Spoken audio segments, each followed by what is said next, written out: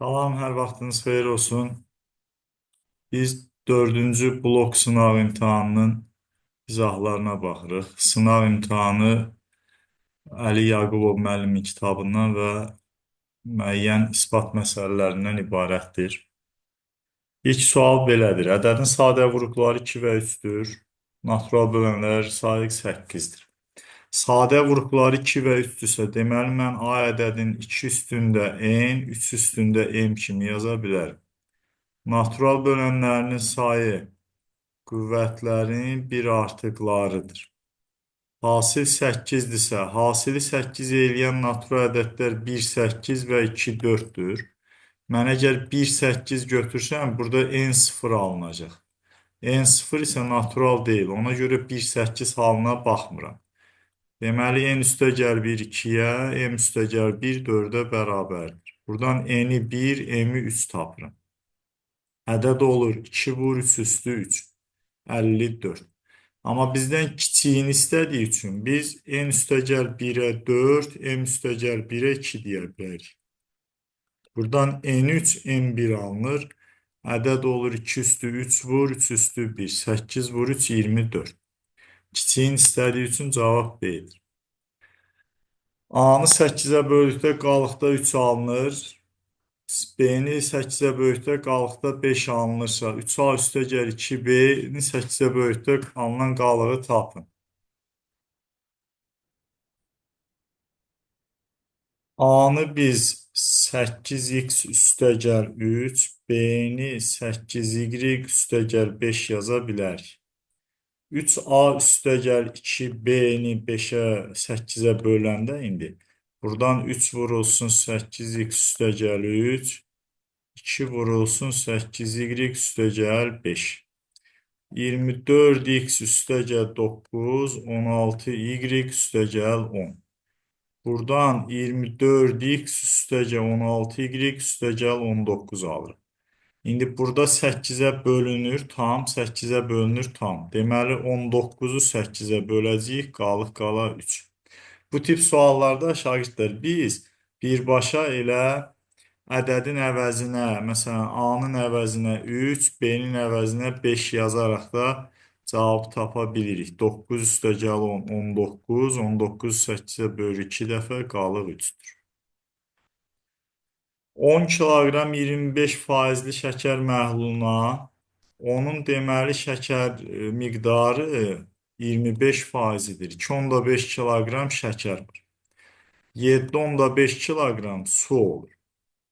Bura biz 5 kiloqram şəkər əlavə eləyəndə alacağıq 7,5 kiloqram şəkər, 7,5 kiloqram su. Neçə faizli olacaq? 7,5-i cəmsinə bölüb 100-ə vururuq. Cavab eləyir 50%. Dördüncü sualda burada işarələri soruşur. Modul A A-ya bərabərdirsə, deməli A mənfi deyil. Modul B B-dən böyükdürsə, deməli B mənfidir.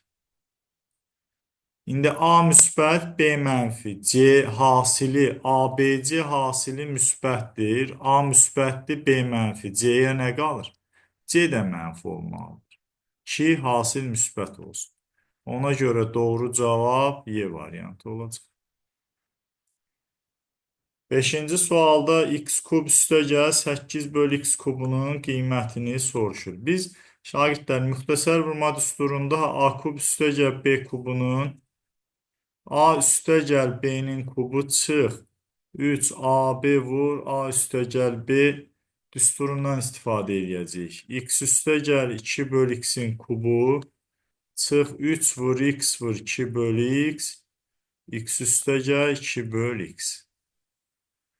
5-in kubu çıx 3 vur 2 vur 5. 125 çıx 30 95 eləyəcək cavab. Ədədin standart şəkildə yazılışını göstərin deyir. Siz burada əvvəlcə sıfırların sayını tapın. 3, 4, 7 dənədir. 2051 vur 10 üstü 7-dir. Standart şəkildə yazılışda R vur 10 üstü N şəklində yazılışda R 1 ilə 10 arasında olmalıdır. Ona göre bu 2051'i 2 tam minde 51 vur 1000 yazırıq. Vurulsun 10 üstü 7. Doğru cavabı olur D variantı. Dördüncü sualda biz əvvəlcə buradan sinus pi çıx alfa böl 2'nin çevirmə düsturu ilə bu 90 dərəcədən çıxanda birinci rübə düşür. İşarəsi müsbətdir. Adın dəyişir. Kosinus alfa böl 2 olur. Sinus 3 pi böl 2 çıx alfa. Bu artıq üçüncü rübə düşür. Üçüncü rübdə mənfidir. Adın dəyişir. Kosinus alfa böl 2 olur. Burada üzr istəyirəm. Kosinus alfa olur. Bu alfadır. Böl 2 yox. Onda 4 vur sinus alfa böl 2. Mənfi var deyə mənfini kəsrin ifadənin qarşısına keçirirəm. Kosinus alfa böl 2 və kosinus alfa. Bu ifadədə mən bu 4'ü baxın 2 vurulsun 2 kimi yazsam bu 3'ü birlikdə sinus 2 alfadır. Bu olacaq mənfi 2 vur sinus alfa vur kosinus alfa. Bu da bərabər olur mənfi sinus 2 alfa. C variantı. 8-ci sualda A mənfi 2, 5 və 3. Bu nöqtəyə simmetrik olan nöqtənin koordinatlarını cəmini tapın. O, y-ə nəzərən simmetrikdir deyəndə y qalacaq mənfi 2, 5. Z əksinə dəyişəcək. Buradakı koordinatlar cəmi mənfi 3 ilə toplananda 0 edir. 9-cu sualda kök 10'un 3/1 3/2 arasında dəyişdiyini verir. Biz bunu mənfi 1'ə vursaq, ortada işarə əksinə dəyişəcək. Yəni, mənfi 3/2 kiçikdir mənfi kök 10, o da kiçikdir mənfi 3/1. Üzərinə 4'ü əlavə etsək. 0/8, 4 çıx kök 10 və 0/9 olacaq. 4 əlavə etdik deyə cavab oldu A variantı.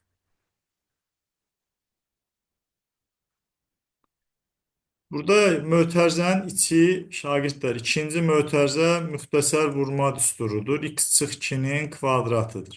X'in əvəzinə 2 çıx kök 2 yazıb üstə gəl kök 2. 2 çıx kök 2 çıx 2'nin kvadratı. Bunlar burada islah olunur. 2 vur mənfi kök 2'nin kvadratı. Bu da 2 elədiyi üçün doğru cavab 4 olacaq. 11-ci sualda kompleks ədədin cəbri şəkildə yazılmasından gedir söhbət. Biz burada ortaq məxrəci gətsək 2 çıx i, 3 çıx 4i. 2 üstə gəl i, 3 çıx 4i. Üstə gəl 20 vur 2 çıx i'dir. Burada 6 çıx 8i çıx 3i üstə gəl 4i kvadrat. 6 çıx 8i üstə gəl 3i çıx 4i kvadrat üstə gəl 40 çıx 20i. I kvadratı mənfi 1 yazaq, i kvadratlara mənfi 1 yazaq. Nə alırıq? Məxrəcdə olacaq 2 çıx 11i. Mən şagirdlər bunun misalın əvvəlinə baxmadım. Bu şəkildə sadələşdirmə aparsaq, fikir verin, sürətdə indi yazmış olsaq, buradan alacağıq 2, üstəgə 40, buradan da 5, deməli nə eləyəcək? Çıx 25i. Ortaq məxrəci gətirib sadələşdirəndə gördüyünüz kimi çox uzun alınır. Amma mən burada hər bir kəsri ayrı-ayrılıqda məxrəcin qoşmasına vurub bölsəydim, məsələn, buradan yazacağım. 2 üstə gəl i, 2 çıx i-yə vurdum, 2 üstə gəl i-yə vurdum, məxrəci də 2 üstə gəl i-yə vurdum qoşmasını. 20 böl 3 çıx 4 idir. 3 üstə gəl 4 i-yə vurdum, 3 üstə gəl 4 i-yə vurdum. Kəsrin məxrəcində 4 çıx i kvadrat. Sürətdə 4 üstə gəl 4i üstə gəl i kvadrat. Üstə gəl məxrəcdə 9 çıx 16i kvadrat. 60 üstə gəl 80i. I kvadrat mənfi 1 etdiyi üçün Baxın, burada daha sadə oldu misal. Yuxarıda 3 üstəgəl 4-i böl 5 üstəgəl 60 üstəgəl 80-i böl 25 oldu. Nə almış olduq? Baxın, buradan mən bu hissəni silirəm. Gördüyünüz kimi ortaq məxrəci gətirəndə misalda çətinlik yarandı. Bərabərdir 5-də 3 üstəgəl 5-də 4 i üstəgəl. Bunu da 5-ə ixtisar aparsaq 5-də 12 üstəgəl 5-də 16 i. Bərabər olacaq 5-də 15 üstəgəl 5-də 20 i. Bu da 3 üstəgəl 4 i oldu. Yəni cavab B variantı.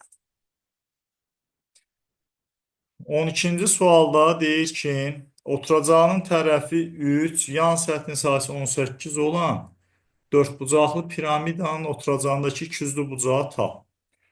Biz yan səthin sahə düsturunu 2-də 1 P oturacaq vur apofen bilirik.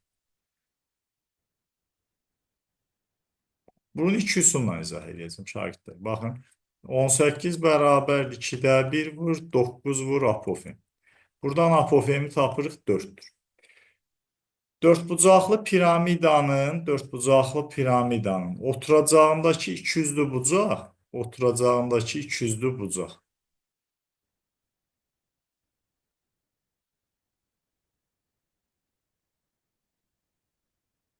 Bax, oturacağındakı ikiyüzlü bucaq. Biz buradan apofemi çəkirik. Buradan hündürlük çəkdik. Birləşdirdiksə, bura apofemə 4 dedik. Oturacağım perimetri mən burada səhv eləmişəm şagirdlər. Ona görə apofemin uzunluğunu səhv aldım. Oturacağın tərəfi 3'dür deyə, tərəf 3'dürsə perimetr 12 olur. Apofemi buradan 3 tapır. Apofemə 3 yazdım. Tərəf 3'dür. Bu radius çəkəndə bura 1/5'dir. Onda bu bucaq neçə dərəcə olacaq? Baxın, bura 30 dərəcə olduğundan x 60 olur. İkiyüzlü bucağı necə tapırdıq biz? Kəsişmə xəttinə çəkilmiş perpendikulyarlar arasındakı bucaq. Amma biz hazır bir düsturumuz da var bizim. Düzgün piramidada oturacağın sahəsi esyan vur kosinus betadır. Tərəf 3'dürsə, mən bunu səhv elədim bayaq perimetrdə. Oturacağın sahəsi 9'dur, yan səthin sahəsi 18'dir. Buradan kosinus betanı tapıram 2'də 1, beta 60 dərəcədir. 13-cü sualda hasilin 0 eləməsi üçün sinus x bərabər 0 və ya sinus 2x bərabər 0 yazır. Sinus 0'ı nə vaxt alır? Pikada ya da 2x'ə pn deyəndə x'ə nə düşür? Pn böl 2. Və ya dediyi üçün biz bunun birləşməsini tapacağıq. Burada pk deyəndə 0, pi, 2 pi və s. Birləşir 0, 90, pi, 270 və s. Bunlar bizə nə verəcək? Birləşməsi 0, pi böl 2, pi, 3 pi böl 2 qiymətlərini verir. Bu da pi böl 2 vur k demək. Yəni C variantı. İspat edin ki, katetləri bərabər olmayan düzbucaqlı üçbucaqda düzbucağın tənböləni bu düzbucaqdan çəkilmiş median və hündürlük arasındakı bucağı yarıya bölür. Gəlin baxaq. Düzbucaqlı üçbucağı bu şəkildə çəkək. A, B, C. Bura 90 dərəcə. Hündürlük çəkdik. Bunun şagirdlər düzbucaqlı üçbucaq olduğunu deyib, yəni müxtəlif tərəfli üçbucaqdır. Tənbölənin hündürlüklə median arasında yerləşməsi topluda da var, ispat olunmasını istəyir. Onu orada ispat eləmişik. Ona görə mən elə burada tənbölənin hündürlüklə median arasında yerləşdiyini qeyd edir. İndi bu bucağa alfa deyəndə, məsələnin həlli üçün başlayaq. Hipotenuzu çəkilmiş median bunu yarı-yarı bölür. Ona görə bura ilə bura mediana bərabər. Alfa bucağıdırsa, bura 90 çıx alfa, Deməli, bura düşür nə? Alfa. O zaman bucaq HCT, baxın, bu bucaq BCT bucağı, bucaq BCT 45 dərəcədir axı. Həm də bucaq TCA 45 dərəcədir. Çünki CT tən böləndir. HCT-yə qalır, yəni bu bucağa qalır 45 çıx alfa. İndi üçbucaq AMC-də, üçbucaq ACM-də CM ilə AM bərabər olduğu üçün bucaq MCA bucaq MAC-yə bərabərdir alfadır. Bura alfa, bura alfa. Bu halda bucaq MCT, yəni bu bucaq 45 çıx alfa olurmu? Deməli, bucaqlar bərabərdir. 45 çıx alfa olduğunu hardan bildik? Şagirdlər, bu bucaq və bu bucaq tənböləndir deyə bərabərdir. 45-45 cəm 90 idi. Onda qıraqlara alfa qalanda daxilində 45 çıx alfalar alınır. Üçbucağın daxili oblastında yerləşən istənilən nöqtədən üçbucağın təpələrinə qədər məsafələrin cəmi üçbucağın perimetrindən kiçikdir. Belə bir isbatı bizdən tələb edir. Deməli, biz nə isbat eləməliyik? Bir üçbucaq verib, bunun daxilində hər hansı bir nöqtə verib, tutaq ki, bu MNK-lar olsa, tərəflər də ABC olsun. Buradakı MNK cəminin üçbucağın perimetrindən kiçik olmağını isbat eləməyimizi istəyir. Həm də bu, şagirdlər, yarım perimetrdən böyükdür. Biz bunun hər ikisini isbat edək. Bərabərsizliyin sol tərəfi rahat isbat olunar. Necə? Buradakı, məsələn, A tərəfi kiçikdir M üstəgəl N-dən. B tərəfi kiçikdir N üstəgəl K-dan. C tərəfi kiçikdir M üstəgəl K-dan. Bu, üçbucaq bərabərsizliklərin hər biri üçün yazdım. Bunları tərəf-tərəfə toplayanda ABC cəmi kiçik olur 2 dənə N, M, K-dan. 2-yə böləndə alırıq ki, A üstəgəl, B üstəgəl, C kiçikdir, böl 2 kiçikdir, M üstəgəl, N üstəgəl, K-dan. Məsələnin indi qaldı digər tərəfinin, bərabərsizliyin ikinci tərəfinin isbatı. Bunu isbat eləmək üçün biz birinci belə bir fakta baxaq. Üçbucağın daxilində, məsələn, istənilən nöqtə götürmüşük, tutaq ki, M. Burada AB-dir. Biz göstərmək istəyirik, M üstəgəl N kiçikdir A üstəgəl B-dir. Birinci bunu göstərməyə çalışaq. Bunun üçün, məsələn, mən buranı adlandırsam ABC, bura D desəm. Bu bərabərsizliyi isbat eləmək üçün burada AD-ni axıra kimi uzadıram. Bura tutaq ki, Y nöqtəsi deyir.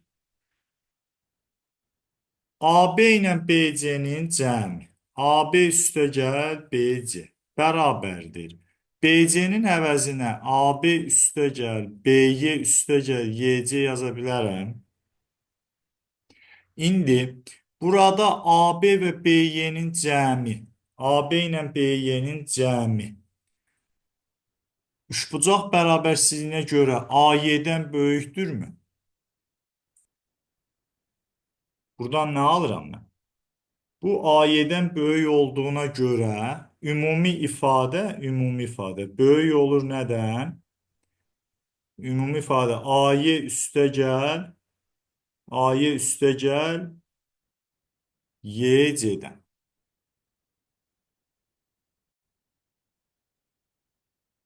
Biz buradan AY üstəgəl YC-dən böyük alırıq. İndi AY-nin əvəzinə AD üstəgəl DY üstəgəl YC yazmaq olar. Deməli, alıram ki, baxın, AB üstəgəl BC böyükdür AD üstəgəl DY üstəgəl YC-dən. İndi bu üçbucağa baxsaq əgər, DY ilə YC-nin cəmi DC-dən böyükdürmü? Deməli, nə alırıq? Bu ifadə də böyük olur AD üstəgəl DC-dən. İndi fikir verin, AB-yə A demişik, BC-yə B demişik, AD ilə DC-də M ilə N. Bərabərsizliyin sağ tərəfin isbatı üçün mən indi burada bunu yazdım. Biz A üstəgəl B-nin bu misal üçün baxsaq, baxın. A üstəgəl B-nin M üstəgəl K-dan böyük olduğunu görürük. Sonra B üstəgəl C-nin, məsələn, baxın, B və C-nin cəmi M ilə E-nin cəmindən böyükdür. Bir də baxacağıq A və C-nin cəmi, A və C-nin cəmi böyükdür nədən? N ilə K-nın cəmindən. Burada bu bərabərsizləri tərəf-tərəfə toplasam 2A, 2B, 2C böyükdür 2M, 2N, 2K-dan. Deməli, A üstəgəl B üstəgəl C böyükdür M üstəgəl N üstəgəl K alır. Yəni P3 bucaq böyükdür MNK cəmin almış olduq. 16-cı sualda durğun suda sürəti vekater 25'dir. Çayın axını ilə 2 saata getdiyi yolu axına qarşı 3 saata getdiyi yola bərabərdir. Axınla 2 saata getdiyi yol axına qarşı 3 saata getdiyi yola bərabərdirsə, axınla gedəndə katerin sürəti vekater üstəgəl veçay olur. Yolu tapmaq üçün sürəti zamana vurur. Axına qarşı gedəndə vekater çıx veçay 3 saat getdiyi üçün 3'ə vurur. Buradan 25 üstəgəl x vur 2 bərabərdir 25 çıx x vur 3 yaz. 2x üstəgəl 50 75 çıx 3x yazdım. Buradan 5x bərabər 25, x'i tapıram ki 5'dir. Növbəti bir isbat sualına baxırıq. Üçbucağın medianı çəkildiyi tərəfin yarısından böyükdürsə, qarşısındakı bucaq iti bucaq, kiçikdirsə, həmin bucaq kör bucaq, yarısına bərabərdirsə, düz bucaqdır. Bunu isbat etməyimizi istəyir. Gəlin bir üçbucaq çəkək və onun xaricinə çevrə çəkək. Baxın, mən bura bir çevrə çəkəndə, əgər bu düz bucaqdırsa, o zaman bu median BO nəyə bərabər olur? Hipotenuzun yarısı. Bu halda B bucağı neçə olur? 90 dərəcə olur. İndi təsvir edək ki, biz B10'u uzadırıq. Bu B10'u uzadanda artıq biz üçbucağı iti bucaqlıya çevirmiş olduq. Amma B1O nə oldu? Artıq AC'nin yarısından böyük oldu. Bu halda bucaq B1 90 dərəcədən kiçik oldu. Buradakı bucağı burada hərfin üstündə yazıram. Bucaq B1 90'dan kiçik oldu. Əgər median 90 dərəcədə tərəfin yarısından kiçikdirsə, məsələn, mən üçbucağın içində götürsəm B-ni, B2 yazsam. Bu halda median B2O AS'nin yarısından kiçik olacaq. Onda bucaq B2 artıq bu bucaq 90 dərəcədən böyük olmuş olur. Yəni üçbucağın xaricinə çevrə çəkməklə bunu rahat şəkildə isbat etmək olur. İstənilən üçbucağın xaricinə çevrə çəkə bilirəm deyə burada artıq bunu isbat etmək rahatdır. 18-ci sualda limiti hesablamaq üçün biz sürət və məxrəcin qoşmasına vurub böləcəyik. Düzdür, burada şagirdlər və L'Hopital qaydasını təklif edirlər, amma orta məktəb kitabında L'Hopital qaydası yoxdur şagirdlər. Hər tələb olunan sualda siz L'Hopital'la misalı yazsanız, çox güman ki, sizin balınızı kəsəcək. Burada vur sinus 3x olur. Bu 9 da bu 9 gedir, bərabərdir. Limit x sıfıra yaxınlaşanda sinus 3x böl x vurulsun. Kök altı x üstəgəl 9 üstəgəl 3. Limiti bu şəkildə yazdıq. Bu birinci limit görkəmli limitdir. Sinus 3x böl x'in limiti 3 eləyir. X'e 0 yazanda da kök 9 üstəgəl 3, 6 vur 3, 18 eləyir. Uşaqlar, bizim görkəmli limitimiz belə idi. Limit x sıfıra yaxınlaşdıqda sinus ax bölünsün bx a böl b-yə bərabərdir. Dərsdə bunun limitini ispat etmişdik. Burada vaxtımız yetməsin deyə ona bax. Bir təpədən çıxan diagonalların sayı 9-dursa, deməli n çıx 3 9-dur. Onda n-i tapırıq ki, neçədir? 12'dir. Bütün diagonalların sayı n vur n çıx 3 böl 2'dir. 12 vur 9 böl 2 cavab 54'tür. Silindrin oturacağının sahəsi pi kvadratı 25 pi'dir. Buradan r'i tapırıq ki 5'dir. İndi deyir silindrin, baxın, oxuna paralel və oxundan 3 sm məsafədə keçirilən müstəvi kəsiyinin sahəsini tap. Bu silindrin oxudur. Hündürlüyü 6 verib, radius 5'dir. İndi deyir ki, oxdan 3 sm məsafədə. Məsələn, mən buradan bir kəsik keçirsəm, bu silindiri kəssəm. Məsafə 3 olsa. İndi bura 3'dür, bu radius 5 olduğu üçün bura 4 düşür. Deməli, o oturacağının tərəfi 8'dir, hündürlüyü 6'dır. Sahəsi neçə olacaq? 8 vur 6, 48. Cavab A variantı.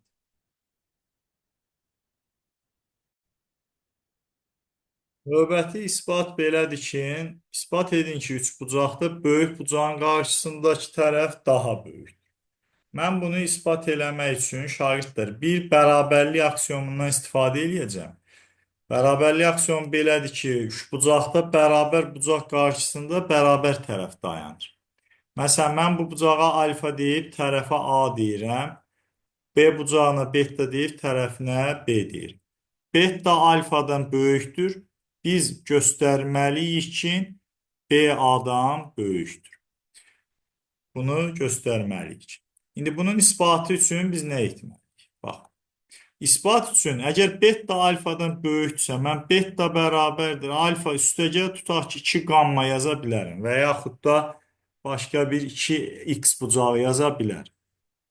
2x yazıram ki, kəsir alınmasın uşaqlar. Beta'nı alfa üstəgəl 2x yazdım. Daha sonra burada beta bucağının içindən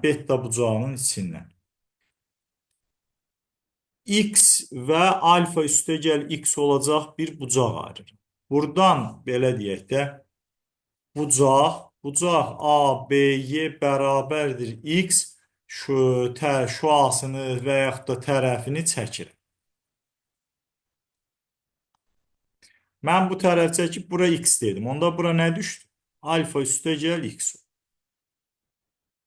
Birinci addımda bunu qəbul etdik, ikinci addımda bunu çəkdik. Üçüncü addımda üçbucaq A, Y, B-də bu bucaq. Hansı bucaq? Bucaq B, Y, C. Xarici bucaq kimi alfa üstəgəl x-ə bərabərdirmi? Qonşu olmayan iki daxili bucağın cəmi. Üçbucaq. İndi üçüncü addımı çəkdik. Üçbucaqda B, Y, C. Üçbucaq B, Y, C-də. C-Y ilə B-S bərabər oldu A-ya. Onda bura A düşdü. AS tərəfi A, Y üstəgəl C, Y'dir. İndi bu B tərəfidir də AS. Bərabərdir. Bu da A üstəgəl AY olduğu üçün A-dan böyük olacaq. Belə çıxır ki, B A-dan böyükdür. Növbəti suala baxaq. Loqaritmanın qiymətini hesablamağımızı istəyir. Ortada üstə gəldi. Məsələni iki cür yazmaq olar. Məsələn, birinci üsul budur ki, 3 üstü 2 vur loqaritma 3-dən 2. Üstəgəl olduğu üçün vurulsun 3 üstü 3-dən 5 yazır. Burada bu 2 ilə 3 qüvvət əsas loqaritmik enliyə görə yerini dəyişir. Bu 3 ilə də bu 5 yerini dəyişir. 3 üst deməli 2 üstündə 2 loqaritma 3-dən 3. Vurulsun 5 üstü 3-dən 3. Bərabərdir 2-nin kvadratı, yəni 4 vur 5, 20 edəcək. Növbəti sual üslü tənliklərə aiddir. %25 şagirdlər 4'də 1 deməkdir. 4'də 1 də 2 üstü mənfi 2 demək. Bunu yazıram 16 vur kök altda 2 üstü mənfi 2 vur 5 çıx x böl 4. Bərabərdir 2 üstü kök altda x üstə gəl 1'e. 16 2 üstü 4'tür. Burada bu kökün dərəcəsindəki 2 ilə o ixtisar gedir. Mənfi 5 çıx x böl 4. 2 üstündə kök altda x üstə gəl 1 qalır. Əsaslar eyni olduğu üçün vuranda üstlər toplanır. Nə alırıq? 4 çıx 5 üstə gəl x böl 4 bərabər kök x üstə gəl 1'dir. 4'ə vursaq əgər x çıx 4 bərabər olacaq 4 dənə kök altda x üstə gəl 1'ə. Bunu da biz kvarata yüksəltsək, x kvadrat çıx 8x üstə gəl 16, 16 vur x üstə gəl 1'dir. Alacağıq x kvadrat çıx 8x üstə gəl 16 bərabər 16x üstə gəl 16. Deməli x kvadrat çıx 24x bərabər 0. X vur x çıx 24 sıfırdır. X1'i 0, x2'ni 24 tapırıq. 0. Baxın burada x-ə 0 yazsaq, biz harda kvadrata yüksəltdik? Bax, bu ifadəni kvadrata yüksəltmişdik. X çıx 4 mənfi deyil. Ona görə 0 ödənmir.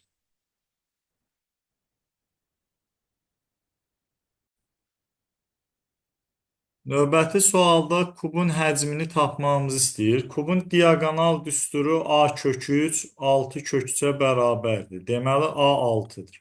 Həcm bərabər olur 6'nın kubuna, yəni 216.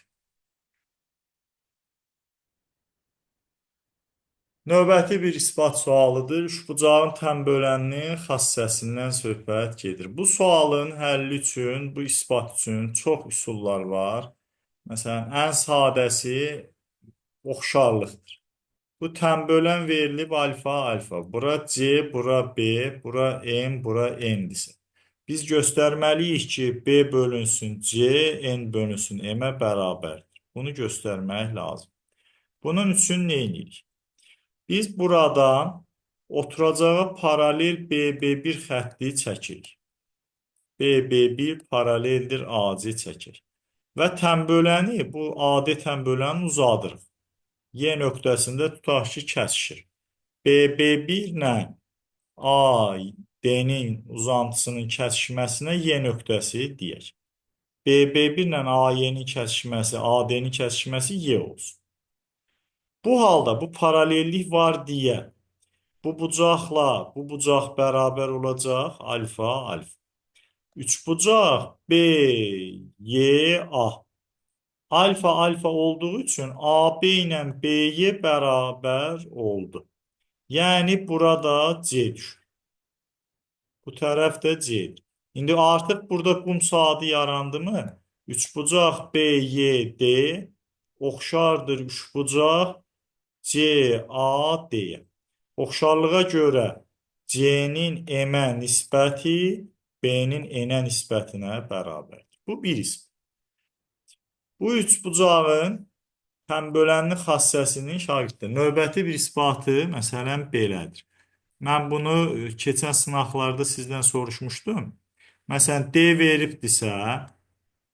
veribdirsə, bu tənbölən olduğu üçün tənbölən üzərindəki istənilən nöqtədən bucağın tərəflərinə qədər məsafələr, məsələn, bura T desək, bu məsafə də T-yə bərabərdir. Çünki bu iki üçbucaq bir-birinə nədir?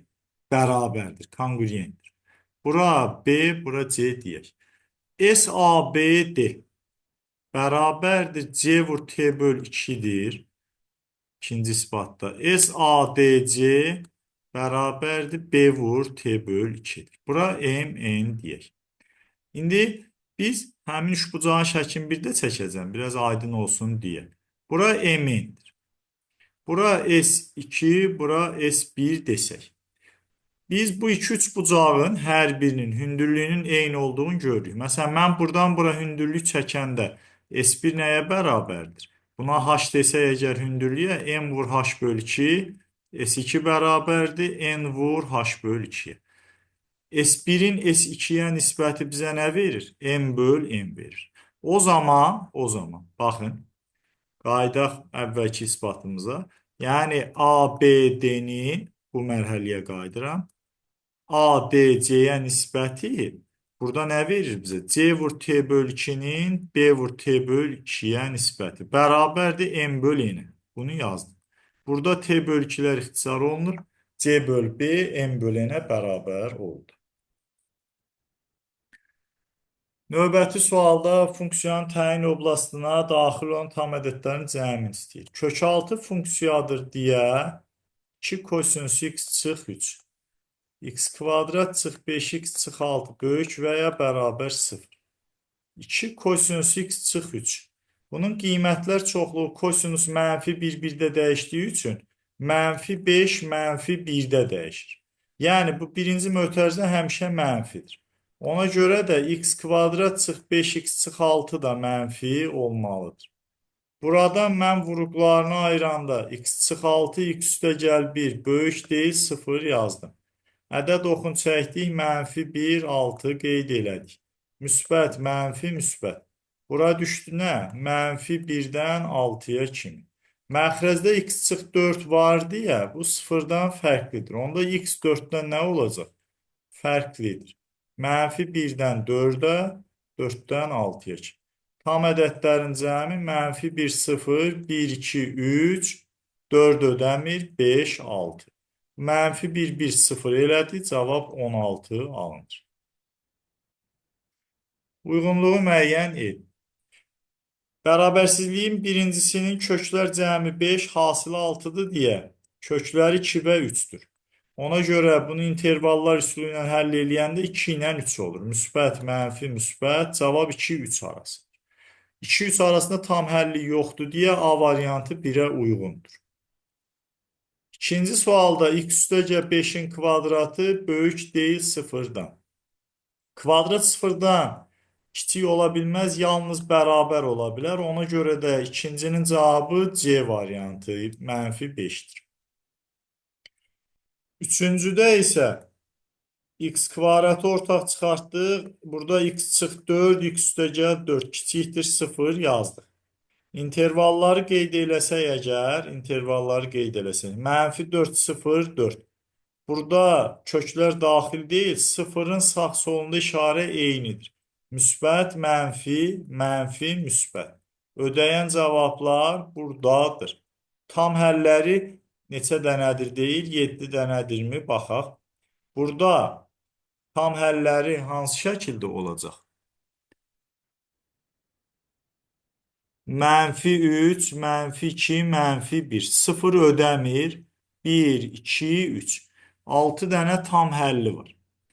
Tam həllərin sayı 3-dür, doğru deyil. Ödəməyən ən kiçik müsbət tam həlli 1-dir. Burada məncə bu sonuncuya uyğun olan variant yoxdur. Bu tam həllərin sayı 7 dənə yəqin götürüblər cavabda. Amma o cavab da doğru deyil. Və yaxud da biz hesablamada nəsə səhv etdik. Məsələni aydınlaşdıraq. X kvadratı ortaq çıxartmışıq. X çıx 4, x üstə gəl 4 mənfi yazmışıq. Kökləri mənfi 4, 4 və 0 qeyd etdik. 0 təkrarlanan kökdür deyə sağındakı işarə solunda da təkrarlanacaq. 4-dən böyük olduqda müsbətdir. 0, 4 arasında məsələn 2 yazsaq mənfidir. Mənfi 2 yazsaq yenə mənfidir. Mənfi 4-dən kiçik ədəd yazsaq müsbətdir. Bu intervaldakı tam həllərinin sayı 6 dənədir. Keçək situasiya tapşırıqlarına. Növbəti bir sual, uyğunluq sualı burada bu şəkildə verilibdir. Burada 3x çıx 1-in kvadratı 0-dır. Deməli, x-i tapırıq ki, 3-də 1-dir. 2 bərabər kökü var, C variantı. Kökləri 0-1 intervalındadır, Y də 1-ə aid. Buradan x çıx 6, x üstə gəl 1, 0 etdikdə 1 kökü 6, 1 kökü mənfi 1-dir. Ona görə böyük kökü 5-7 intervalında D variantı buna aiddir. Üçüncü tapşırıqda x çıx 3-ün kvadratı 0-dır deyə x-i tapırıq 3, lakin məxrəc 0-a çevrilir deyə həqiqi kökü yoxdur. Deməli, A, D, C, Y getdi.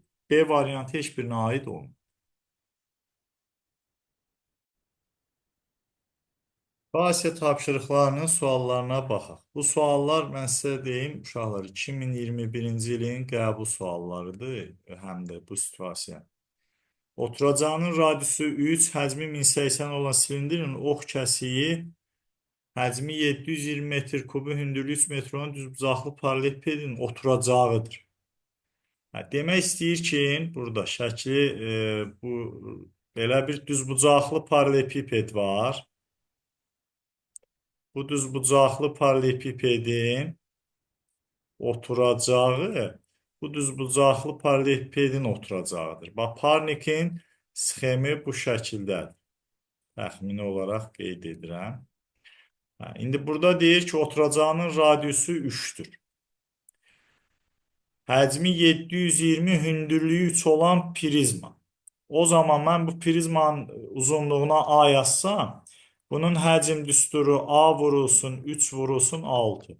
720 olanda A-nı tapacağıq ki, 40 metrdir. Deməli, bu silindrin uzunluğu da Parnikin uzunluğu 40 metrdir. İndi istixananın hər 1 metr kvadratına 9 şitil əhmək olursa, oturacağının burada sahəsi bizə Parnikin sahəsini verəcək. Bura 6 olduğu üçün 6 vurulsun 40, 240 metr kvadratdır. 1 metr kvadratı 9 şitil əkildiyi üçün 240'ı 9'a vuracaq, 2160 şitil əkilmiş olacaq. 29-cu sualda örtülməsinə neçə manat xərclənib? Bax, sxem burada verilibdir. Burada əvvəldə bir məlumat verir ki, polietilenin 1 metr kvadrat 2 manatdır. Baxın, burada bunu qeyd edib. 1 metr kvadrat 2 manat. Biz bunu örtmək üçün deməli bu silindrin yan səthini örtməliyik. Silindrin yan səthi bizə verir 2 pi RH. Bu eləyir 240 pi. Amma pi'ni də 3 verib 720'dir. Silindrin ama yan səthinin yarısını götürəcəyik də, çünki aşağı hissə yoxdur. Ona görə 360 metr kvadrat buradadır. Bu oturacaqdır, bir də bu oturacaq. Yarım dairələrdir.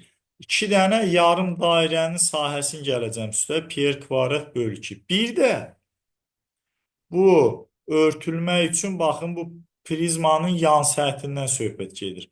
Biz bu prizmanın yan səthini də bağlamalıyıq. Ona görə S-yan prizmada yazın. Burada yenə pini əvvəldə bizə 3 veribdir, şərtdə veribdir. Yoxsa pini 3 yaza bilməzdik. Yazıram 360 metr kvadrat, 2'lər ixtisar gedir. Üstə gəl 3 vurulsun radius üçün kvadratı. Yan səthinin, mən burada qıraqda yazıram, prizmanın yan səthinin sahəsi S prizma. Oturacağın perimetri vur hündürlüktür. İndi burada hündürlüyü 3'tür. Oturacağın da tərəfi 6 və 40'tır. Ona görə perimetr 2 dənə 46 olur, vur 3. Bu da 46 vur 6, 240, 276 metr kvadrat. Bu da 27 eləyəcək. Nə almış olduq? 360 ilə 27, 387, 276. Topladıq 3, 6, 663 metr kvadrat. 1 metr kvadratı 2 manat idi deyə, bunu da 2'yə vuranda deməli 6, 12, 1326 manat pul xərclənmiş sayılır. İndi 30-cu sualda ehtimal sualı verilib. Əkilən şitillərdən 90'ı yararsızdır. Biz yuxarı qayıdıb neçə şitil əkdiyimizi baxmalıyıq. 2160 şitil əkilib. Deməli, bu sualda 2160 şitildən 90'ı yararsızdır. Bir şitil seçilirsə, onun yararsız olma ehtimalı 2160'da 90'dır. Bunlar ixtisar gedir. Burada da 9 və 216 ixtisar getdikdə ehtimal olacaq 24'də 1. Bununla da sınav imtahanı sonuna çatdıq. Növbəti blok sınav imtahanlarında görüşərik. Sağ olun. Hər birinizə imtahanda uğurlar arzulayırım.